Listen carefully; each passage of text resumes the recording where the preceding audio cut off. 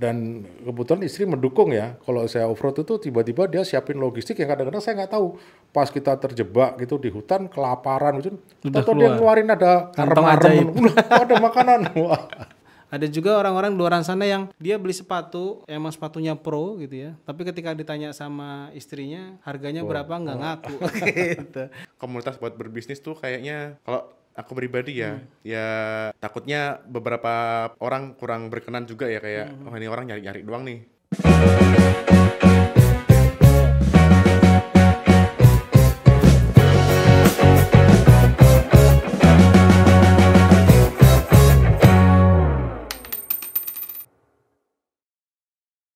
Assalamualaikum, hai ketemu lagi di Money Habits.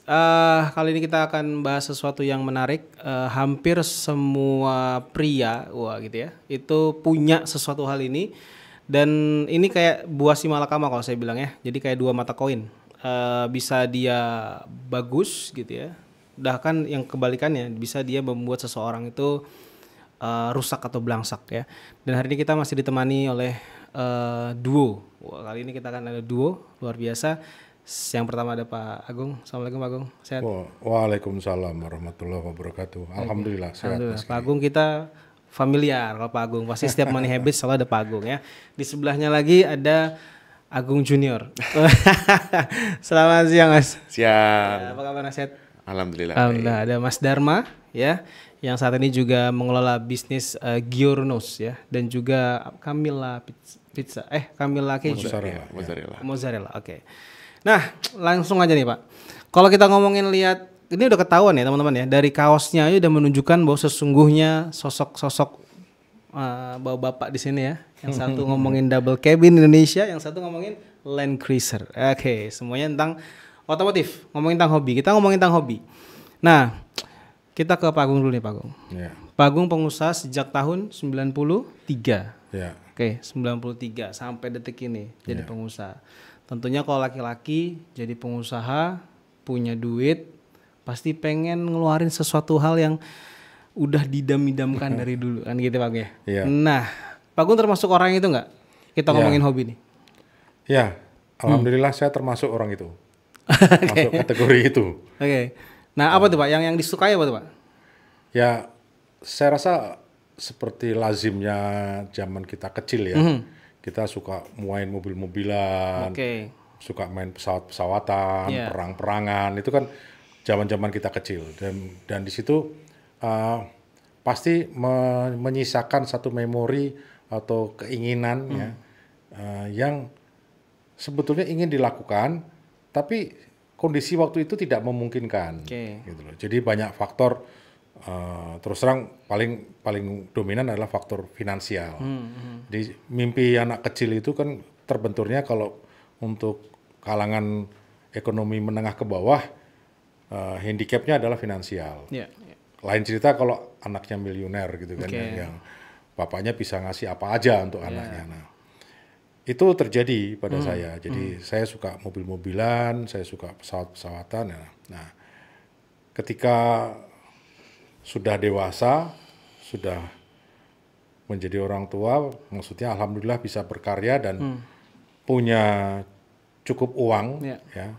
Cukup itu relatif ya, tiap orang bisa berbeda, tapi saya merasa cukup sehingga saya bisa mewujudkan obsesi itu. Jadi dari mulai motor-motoran, motor trail gitu kan, terus mobil-mobil gitu, main off-road, sampai ke moge gitu loh. Alhamdulillah ya saya sudah menjalani itu semua gitu loh. Itu cerita singkatnya Mas Giri. Oke, ini menarik ya. Memang karena ada salah satu kepinginan dari zaman dulu. Pertanyaannya begini Pak. Apakah menjadi pengusaha itu adalah salah satu impian Pak Agung untuk mewujudkan tadi? Aku pengen nih gimana caranya? Kayaknya kalau jadi karyawan nggak bisa deh. Kayak jadi pengusaha deh. Biar bisa punya ini, punya itu gitu. Ya, saya rasa kalau buat saya pribadi ya, sekali lagi ini disclaimer-nya, saya menjalani kehidupan ini mengalir saja, begitu saja. Artinya saya hanya mencoba melakukan segala sesuatu yang terbaik.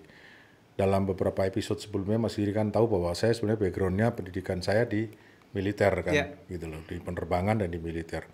Tapi qadarullah saya pada akhirnya meniti karir di swasta ya. Dan kalau boleh dibilang saya menjadi entrepreneur ini ya karena terpaksa gitu loh. Maksudnya bukan terpaksa dalam arti saya dipaksa, enggak, tapi waktu itu pilihannya yang ada itu gitu loh. Saya mandiri gitu loh, karena saya merasa lebih bisa maksimal bekerja ketika saya memerintah diri saya sendiri gitu loh. Saya kalau diperintah orang, mohon maaf kalau perintahnya nggak masuk akal juga saya nggak suka gitu kan. Nah, jadi pilihannya waktu itu ya sudah saya jadi entrepreneur. Tetapi pada saat saya memilih jadi entrepreneur itu sebetulnya prioritas saya bukan hanya untuk mewujudkan mimpi zaman saya kecil, lebih kepada bagaimana saya bertahan hidup gitu loh. Tahap awalnya kan itu entrepreneur itu saya bisa mandiri, saya bisa menghidupi diri sendiri, menghidupi keluarga kecil saya, dan syukur bisa bermanfaat untuk orang lain. Itu aja sebetulnya. Nah, itu menarik tuh. Terus sejak kapan Pak memutuskan untuk di tahun keberapa tuh? Hobi nih kayaknya saya udah mulai nih motor nih.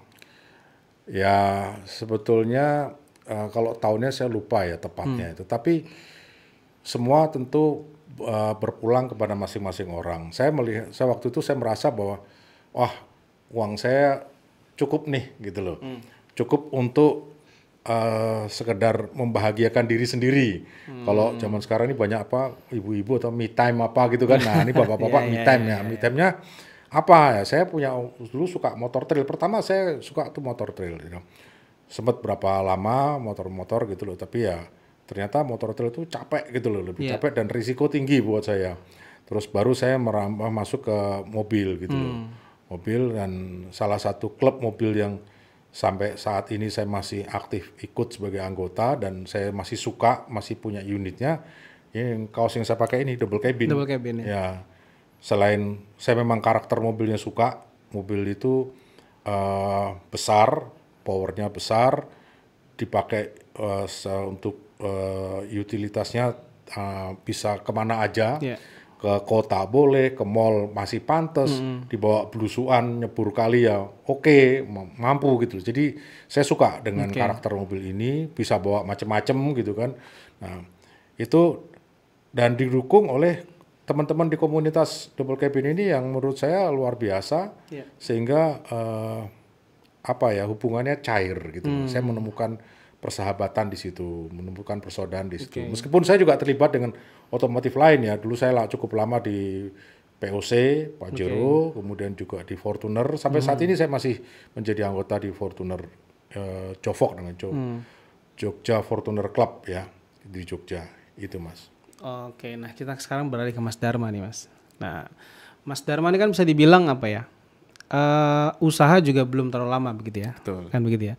Terus juga kalau sejauh informasi yang saya tahu Mas Dharma juga dulu sempat studi di luar ya. Sempat studi di luar dan sekarang punya hobi otomotif gitu. Pertanyaannya begini, apakah ada pengaruh dari Papa gitu ya? Karena Pak Agung sendiri punya beberapa unit yang emang keren bapak gua tuh gitu ya. Terus pengen atau emang gimana Mas awal mulai ke hobi itu? Memang dari kecil memang udah mainnya main mobil-mobilan ya. Iya. Dan main game pun pasti main game yang berkaitan dengan balapan. Main game PS atau apapun itulah. Dari kecil tuh, dari TK SD pasti mainnya kayak gitu. Sampai sekarang nggak pernah ganti. Kalau aku sendiri jujur aja suka, memang passion ya. Jadi memang ya otomotif itu sudah menjadi bagian dari hidup. Jadi apapun itu kadang-kadang suka dikaitkan dengan otomotif. Hobi atau apa pasti otomotif. Sekarang kalau pertanyaannya, buang-buang duit nih di mobil beli apa? Tergantung. Kalau anak mobil tuh pasti paham. Mobil yang bisa digoreng, mobil yang nggak bisa digoreng. Digoreng dalam arti harganya. Kadang-kadang ada satu tipe mobil yang sekarang masih murah nih, katakanlah Mercy Wagon gitu ya. Sekarang mungkin harganya katakanlah 300 juta. Orang masih nggak mau ngelirik. Begitu orang beli, didandanin dan mungkin ngeracunin teman-temannya, 5 tahun ke depan 500 juta orang ngantri beli. Karena demand-nya besar, tapi supply-nya kecil. Jadi nggak melulu beli mobil itu nggak bisa jadi investasi. Tergantung knowledge dari orang itu sendiri. Kalau misalnya orangnya nggak punya knowledge, asal beli mobil, ya susah. Jadi kalau orang yang memang suka mobil, suka otomotif, pasti ngerti ini. Dan pasti di forum dia punya komunitas ngerti kalau misalnya ini mobil punya potensi. Itu satu. Kedua, karena teman-temanku juga banyak yang main di otomotif ya, ada yang memang pakai mobil aja, modif mobil atau pembalap sekalipun. Dan relatif usianya masih ya sepantaran lah. Mereka pun juga balapan pun bukan berarti apa ya, buang duit pasti buang duit. Balapan itu bukan suatu acara yang mereka buat cari uang. Mungkin satu balapan mereka bisa spend 50 sampai 100 juta satu balapan. Menang pun paling kalau juara satu cuma dapat 5 juta. Cuman yang mereka cari bukan duitnya, tapi mereka emang passion, yang hobi sport. Kayak sport mana yang nggak ngeluarin duit. Even sepak bola pun pasti ngeluarin duit. Beli sepatu pun kalau profesional bisa belasan juta. Itu pun kalau misalnya aku kacamata sebagai orang otomotif itu nggak masuk akal. Tapi sepatu buat orang balapan pun juga mahal juga. Sepatu balapan tuh bisa jutaan juga. Wearpack-nya udah mahal. Wearpack-nya mahal, helmnya mahal. Wearpack pun ada masa berlakunya. Ada masa berlakunya, iya. Itu ada semacam apa ya, batas umur lah, batas umur. Jadi karena memang dari kecil sampai sekarang passionku di otomotif, jadi hasrat untuk pengen ekspor itu pasti ada. Dan dari Mas sempat mention saya sempat kuliah di luar, itu pun saya kuliah di luar, saya sempetin buat ekspor otomotif yang ada di sana. Saya datang ke sirkuit-sirkuit yang ada di sana, yang kebetulan salah satunya legendaris di Jerman, itu Nürburgring. Itu sempet nyawa mobil juga di sana, nyupir di track sana, track proper di sana, dan ya nyobain dikit lah gimana sih rasanya balapan tuh. Dan memang adrenalinnya tuh, wah itu asik banget. Yang dimana kalau di game tuh rasanya kok ini track kecil ya, cuma kalau udah di track itu rasanya wah, ini harus dijalani nih, harus finish nih. Dan kalau kemarin kan memang karena sewa mobil nggak boleh kenceng-kenceng ya sewajarnya lah. Ya karena kalau udah di track tuh beda rasanya. Beda rasanya. Ya bawaannya pengen ngebut. Cuman karena saya belum pembalap profesional ya. Jadi masih ketakar lah. Masih ada batasnya. Cuman kalau udah pembalap profesional ya semua yang di track itu ya musuh. Ya pengen juara ya pengen juara. Luar track baru teman. Gitu. Oke, nah ini menarik nih. Berarti kan ada dua nih ya, ada dua pihak di sini ya, dua pihak ya. Yang satu lebih ke memang hobi ya, Pak Agung lebih memang ke hobi dalam artian ya ini saya menyenangkan hasrat saya, kepengen saya begitu ya. Nah yang satu di Mas Dharma sendiri tidak hanya hobi tapi pengen ngulik lebih, pengen segala macam. Tapi apakah pertanyaannya begini, apakah dulu Pak Agung juga di posisi yang sama gitu ya? Pengen pas lagi senang off-road, semuanya harus begini, harus pengen begini, atau emang ya udahlah, oke, terus tambahin. Emang kalau emang lagi suka kan apa-apa kan pengen nambah aja gitu, upgrade aja. Apalagi udah teman udah manas-manasin kan, wah kayaknya perlu diganti nih Pak, ya ganti deh kayaknya berapa sih duitnya gitu. Sampai ke situ nggak Pak? Oke, saya minta izin sebelum saya jawab pertanyaan utama ini, saya flashback. Jadi ini menyangkut Dharma. Di Dharma itu waktu masih di dalam kandungan istri saya, itu sudah mempunyai pengaruh besar terhadap saya.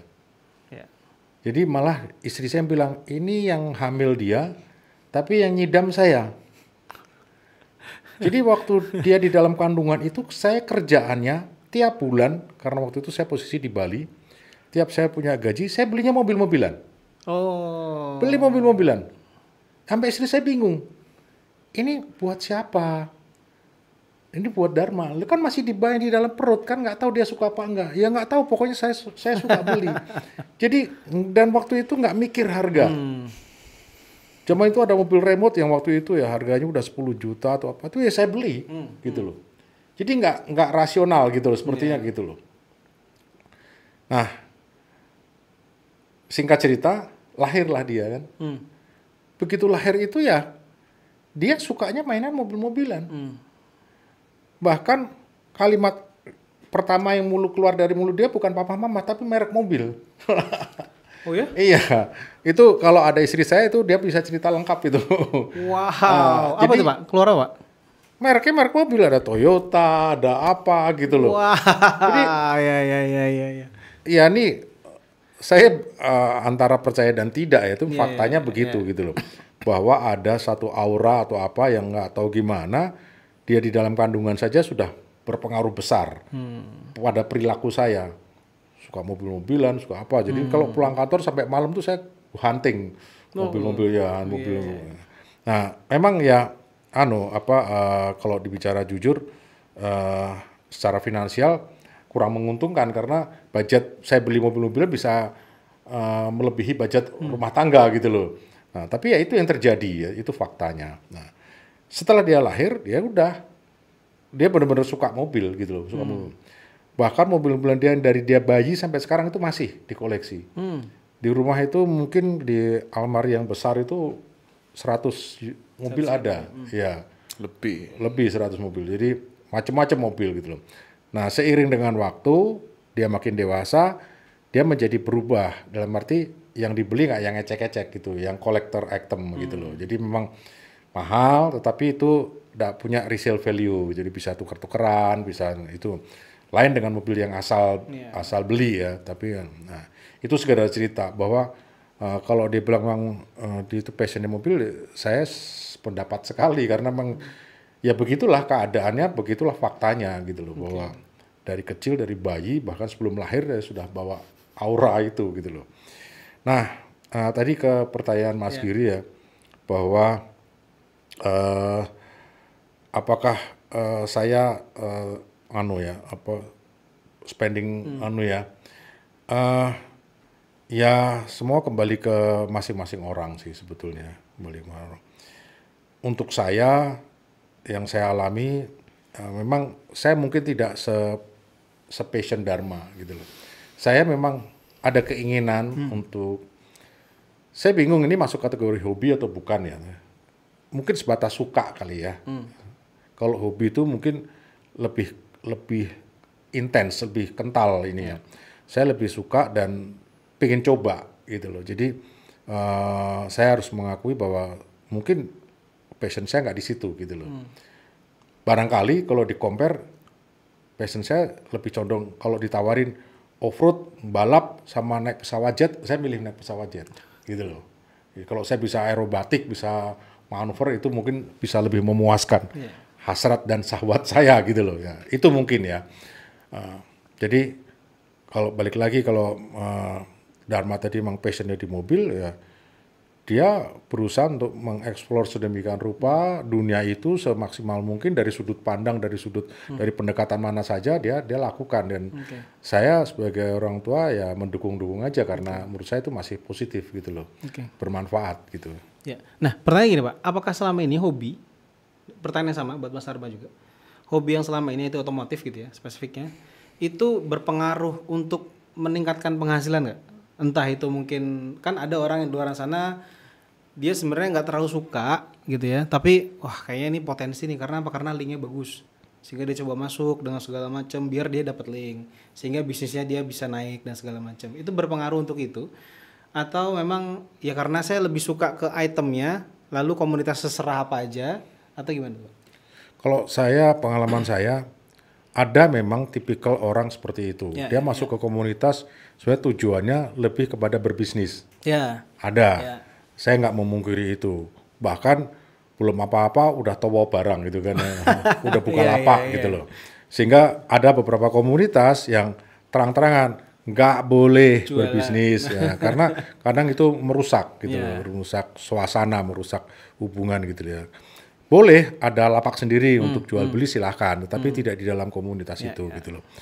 Jadi untuk saya pribadi, sekali lagi untuk saya pribadi, saya tidak pernah berharap bahwa dengan masuk komunitas itu saya mendapatkan manfaat secara finansial. Bahwa saya menjalin link network, ya saya suka. Saya suka berteman, saya suka bersaudara, saya suka bersahabat dengan siapapun dari level manapun, saya suka. Dan saya bahagia karena itu gitu loh.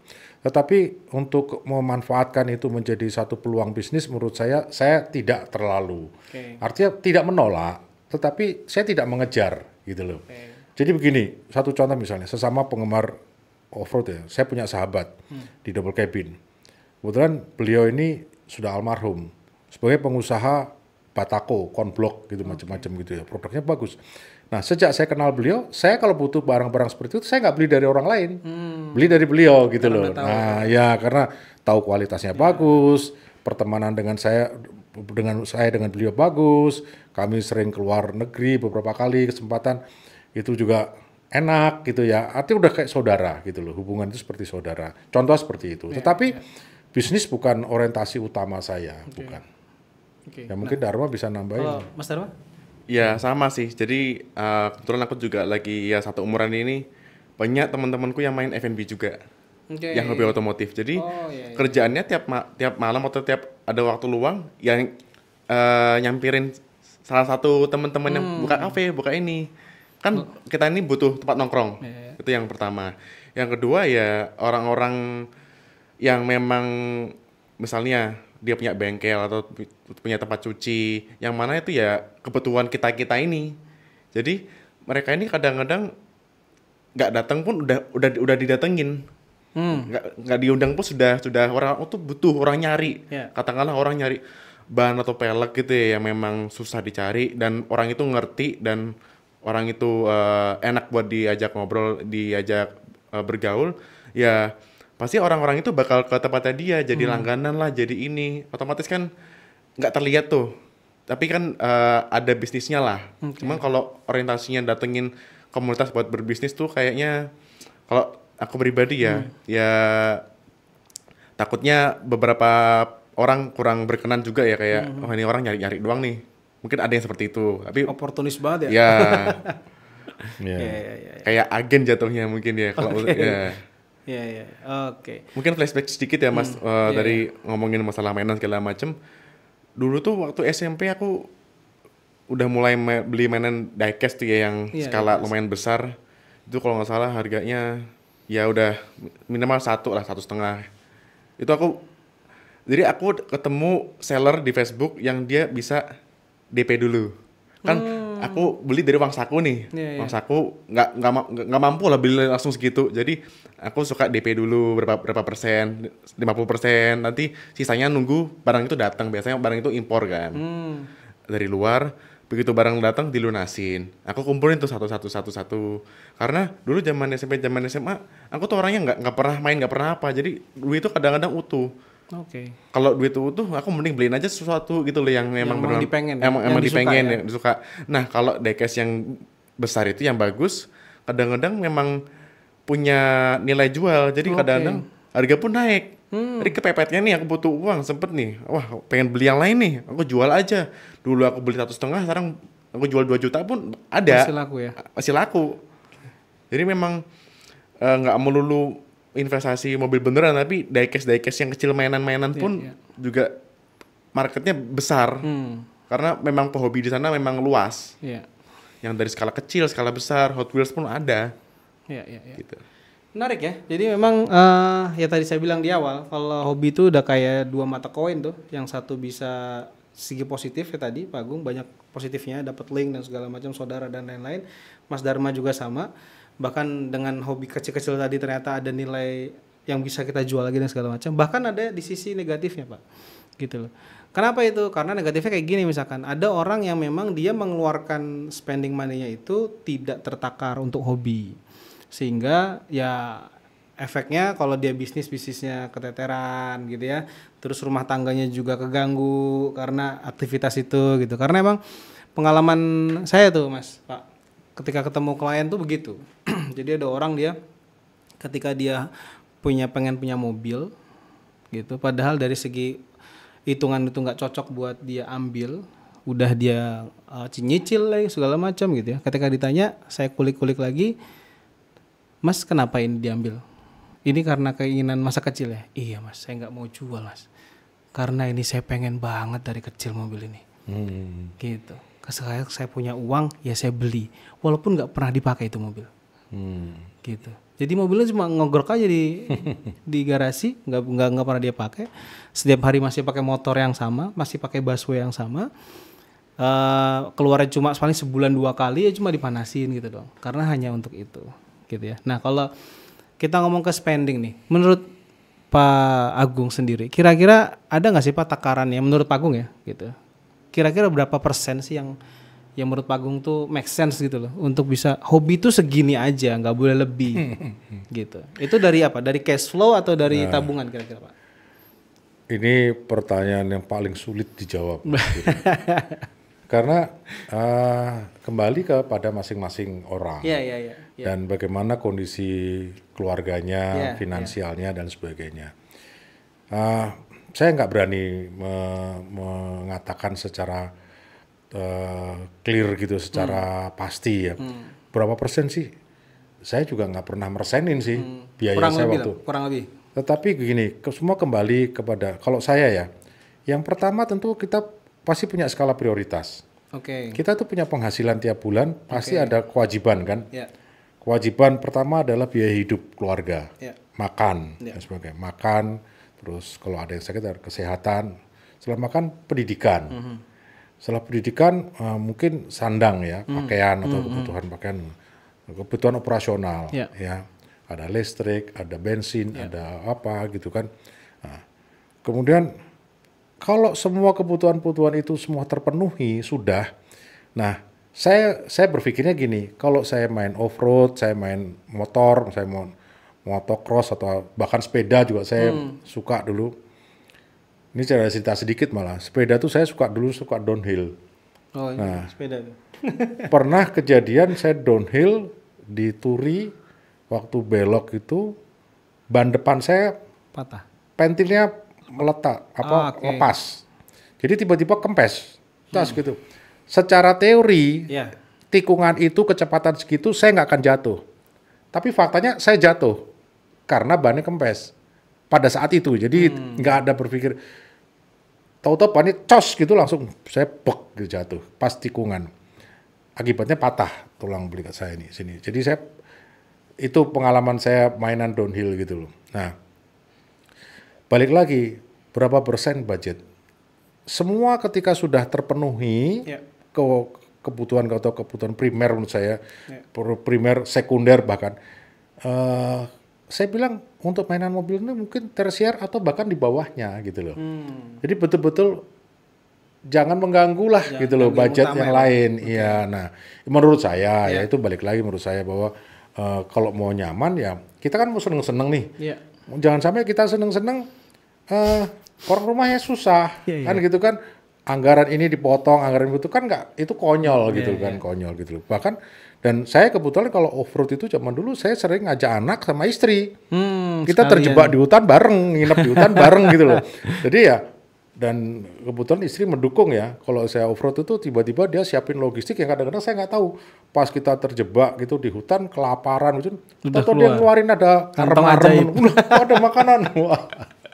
Padahal waktu itu ibarat kalau ada demit aja dimakan gitu karena kita saking laparnya. Nah kayak gitu-gitu. Jadi menurut saya yang paling bijak adalah menganggarkan budget yang betul-betul tidak mengganggu kebutuhan yang lain. Nah kalau cerita Mas Giri tadi sampai mengganggu, nah itu ya kembali kepada bagaimana pribadi orang itu memanage keuangan gitu kan. Itu menurut saya mudah kok menerka atau menebak tipikal. Kita pernah di podcast yang lalu saya sampai menyatakan bahwa saya termasuk orang yang berhasil mengelola hutang. Betul. Saya pelaku riba yang sukses, ya kan? Waktu itu kan. Nah, sama sebetulnya. Kuncinya di situ. Bagaimana manajemen? kalau saya nggak bisa mengelola hutang dengan baik, dengan apa ya saya boncos juga. Betul. Nah, sekarang setelah saya nggak punya hutang, saya harusnya ya, lebih bagus lagi, lebih enak lagi karena saya nggak ada kewajiban. Nah, kira-kira begitu Mas. Jadi untuk bicara persentase menurut saya agak sulit. Tapi intinya itu on budget di luar setelah dari semuanya tersampaikan. Pertanyaan kedua, itu menurut Bapak itu motong cash flow atau dari tabungan, Pak? Kalau Bapak? Balik lagi, kalau yang saya alami ya, karena saya ini pengusaha ya, sejujurnya saya pengusaha yang tipikal tabungannya nggak banyak. Uang saya puter. Jadi saya lebih cenderung memutar uang dibanding menyimpan uang. Nah, saya tahu batasan di mana ketika saya bisa mengambil uang untuk hobi gitu loh. Untuk itu. Jadi jangan sampai itu kemudian mengganggu cash flow perusahaan atau kebutuhan rumah tangga, jangan sampai. Saya masih ada spare dana, istilahnya uang dingin lah gitu loh. Uang dingin. Nah itu kan semua orang pasti harusnya punya perhitungan itu gitu loh. Berapa rupiah sih dalam satu bulan kita bisa menyisihkan uang dingin ini. Nah kalau itu tidak melampaui uang dingin itu ya insya Allah aman gitu kan. Tapi kalau sudah melampaui lah itu tunggu saja dampaknya kan. Bom waktu ya Pak? Iya bom waktu itu gitu. Nah pertanyaan sama ke Mas Dharma nih Mas. Kira-kira Mas Dharma yang masih muda ini gitu ya. Hobi itu gimana Mas cara ngaturnya untuk pengeluarannya dan segala macam. Kau tahu kan juga masih ada rasa pengen nongkrong juga banyak, ada juga hobi, pasti juga pengen yang lain dan seterusnya. Gimana tuh Mas cara ngaturnya? Ya simpelnya sih pasti kan kalau di hobi itu pasti ada yang lebih ya. Kayak wah lihat ini punya mobil lebih oke nih, lebih ini. Ya dua sisi. Antara misalnya nggak mau kalah terus ikut-ikutan maksain ya nggak baik juga. Tapi kalau dijadiin motivasi, wah dia bisa nih. Ya aku besok bisa deh kapan-kapan gitu. Nabung atau apa yang memang tapi sesuai takaran ya. Intinya jangan maksain. Jangan maksain ya. Tapi tetap ada budget Mas. Kalau dari Mas Dharma sendiri ada budget nggak setiap bulan ya? Sekian persen nih aku mau sisihin buat hobi atau buat touring kah, buat apa segala macam? Ada, pasti tetap ada budget, ya? Ada budget. Tetap ada budget. Ada budget. Oke. Nah kita masih punya waktu berapa Mas? Terus aja ya. Oke. Nah ini ya jadi memang menarik karena ada orang-orang di luar sana tadi Pak Agung. Mungkin saya nggak tahu kalau di Pak Agung pernah ketemu nggak di teman-teman komunitas yang dia apa ya istilahnya uang bulanannya tuh kena yang penting gas dulu komunitas gitu, gas dulu. Ada orang yang seperti itu dan saya jujur saya menyayangkan. Biasanya kita kalau sudah deket gitu kita mengingatkan. Jadi kan kita tahu ya gitu loh. Kita tahu more and less lah ya usahanya di level seperti apa gitu. Kita berusaha udah misalnya ada sesuatu kamu jangan ikut-ikutan deh nanti berisiko gitu kan. Nah, itu kita berusaha mengingatkan atau membatasi supaya beliau tidak berpotensi menderita kerugian gitu loh akibat kerusakan akibat apa gitu loh. Jadi tapi ya begini ada juga orang yang saking karena nggak tahu funnya nggak tahu apa itu belas nggak mikir. Belas nggak mikir tuh ibarat mobilnya remuk aja ya masih ketawa ngakak gitu loh. Nah mobilnya rompal, bempernya keangkat atau apa itu masih ngakak betul. Nah tapi pengalaman saya ketika itu terjadi begitu itu waktu di lapangan ya di hutan di wah ketawa happy banget lah gitu. Begitu sampai di rumah garuk-garuk kepala, wah ternyata banyak ya lah yang kayak gini ini ya itu cerita buat kita cerita yang menarik gitu ya. Tapi itu tadi memang ada beberapa orang. Tapi biasanya karena komunitas ini kan basicnya kan persaudaraan ya. Kalau menurut saya dan komunitas saya seperti kayak di Double Cabin atau di Fortuner itu kita saling menjaga. Jangan sampai teman kita ini menderita kerugian karena dalam tanda kutip mobilnya rusak atau apa gitu loh. Jadi ya semaksimal mungkin lah. Gitu. Nah kalau Mas Dharma Mas di teman-teman yang masih relatif muda ini ada nggak teman-teman yang pokoknya eksis gitu hobi dulu? Ya eksis sih ada, cuman karena memang dasarnya mampu sih Mas. Karena mampu. Tapi kalau yang di luar dari itu Mas, maksain gitu, yang maksain gitu. Sejauh ini sih belum ada.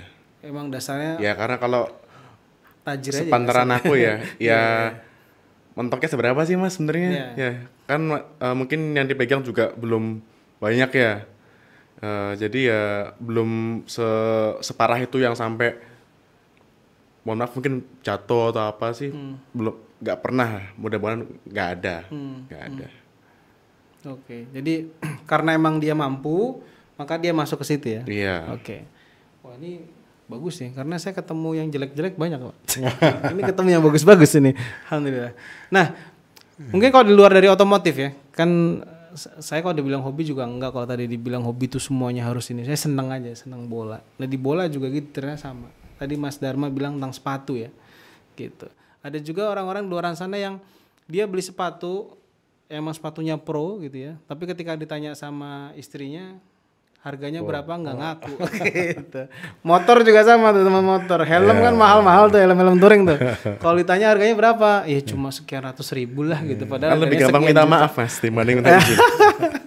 Lebih baik minta maaf ya daripada. Oke. Nah oke, mungkin apa ya terakhir tips ya. Tips dari Pak Agung deh sama Mas Dharma nih tentang hobi dari sisi sudut pengusaha, bagaimana dia menjalankan hobi. Ya tips saya sih secara umum ya, menjalani hobi itu menyenangkan. Menyenangkan dan itu having fun ya, juga termasuk menyehatkan. Karena orang bahagia, udah ceria, senang, wah happy, itu rasanya sehat. Dan insya Allah dengan itu jadi panjang umur gitu kan. Nah itu sisi positifnya. Nah tetapi kalau pesan saya ya lakukanlah dengan bijaksana. Bijaksana ini dari segi pengelolaan atau manajemen keuangan, dari segi pengelolaan waktu, manajemen waktu, dan dari segi menurut saya fungsi atau resultnya. Seperti saya bilang tadi, zaman dulu saya kalau ada event off-road ya sudah pokoknya baton off-road gitu loh. Nggak mikir apa-apa, pokoknya seneng begitu. Oke ini trek mana? Misalnya di Wonosari, ambil di waktu itu yang cukup terkenal di mana di Bunder, hutan Bunder ya. Hutan Bunder, nyebrang sungai itu. Wah itu udah kebayang gitu loh, wah keasikan ya terbayang. Nah, proses untuk melakukan itu membuat bahagia gitu loh, membuat bahagia. Cuman ya itu tadi, balik lagi, kalau sekarang saya menimbang hal itu, nanti dulu deh. Nah, sekarang kenapa? Karena orientasi saya sudah berbeda. Dulu saya hanya mengejar syahwat off-road saja, tanpa mengindahkan hal-hal lain. Apalagi istri, anak mendukung, udah gaspol, mobil jebol kayak apa urusan nanti lah gitu loh. Nah sekarang ntar dulu deh gitu loh. Kenapa? Karena saya punya pertimbangan lain. Pertimbangan lainnya apa? Manfaatnya apa untuk orang lain gitu loh. Untuk saya mungkin bisa membuat saya happy, tapi kan saya tahu untuk membeli kebahagiaan itu tidak murah. Saya harus keluar uang puluhan juta gitu loh. Apakah itu worth it? Apakah itu sepadan gitu loh. Seandainya, ya mohon maaf, saya tidak mengharapkan ada kegiatan bencana alam ya, tapi pernah ada kegiatan bencana alam, saya ada 2 mobil double cabin, saya turunin semua, gitu loh, satu dibawa teman untuk rescue di daerah mana, satu saya bawa sendiri, itu ada kebahagiaan lain, kebahagiaannya bukan sekedar menjalani kegiatan off-roadnya, tapi ada misi membantu orang lain. Nah, ternyata membantu orang lain ini akhirnya membuahkan kebahagiaan yang lebih besar daripada kebahagiaan off-roadnya. Karena bisa menolong, bisa apa, bisa itu ternyata itu ya, itu yang jadi yang saya pesan saya atau tips saya lakukan dengan bijak. Itu aja. Nah, kalau dari Mas Dharma, tips Mas. Tips. Ya. Dari sudut pandang yang masih muda, hobis. Tipsnya sih karena kalau di hobi itu pasti akan ketemu orang-orang ya, kan senang ketemu link baru, ketemu teman baru yang mungkin nanti kemudian hari berguna. Kalau aku sih selama masih dalam taraf ya ini lumayan oke lah ini masih fun, ini nggak begitu merugikan, nggak ini sih ya nggak ada salahnya. Toh juga nggak semua sektor otomotif itu sama. Ada yang di aspal, ada yang di off-road, ada yang macem-macem, ada yang cuman seneng nongkrong aja, ada yang seneng balapan juga, kan juga banyak macam-macam ya, banyak hal. Jadi ya tergantung orangnya juga sih, balik lagi. Memang orang itu nyari di otomotif itu kadang-kadang ada yang cuman pengen dapat pamor sosial atau apa. Itu gampang lah bedainnya. Beda sama orang yang bener-bener memang suka, emang passion. Iya. Kadang-kadang kalau emang orang lebih cari pamor tuh ya apa ya, yang penting keren aja gitu loh, ikut-ikutannya aja. Ngerti pun kadang-kadang belum tentu. Pansos lah ya. Gitu. Ya itu bahasa gampangnya lah. Iya, bahasa gampangnya. Nebeng lah ya. Iya. Oke, terima kasih Pak Agung, Mas Dharma atas waktunya dan juga sharing-sharingnya. Jadi teman-teman Habits ya, ternyata hobi itu boleh banget gitu ya, selama memang tadi kita wise ya, kita juga tahu tujuannya apa, lingkungannya positif, bukan jadi hobi malah semua jadi rusak ya, rumah tangga rusak, berantakan dan lain-lain, tapi malah kebalikannya ya. Bahkan kalau tadi lebih seru lagi, keluarga lebih support lagi gitu ya. Nah, jadi ambil segala yang positif di sini dan tentunya bijaklah dalam mengelola keuangan. Dan kita ketemu lagi di episode berikutnya di Money Habits. Terima kasih. Assalamualaikum warahmatullahi wabarakatuh. Waalaikumsalam.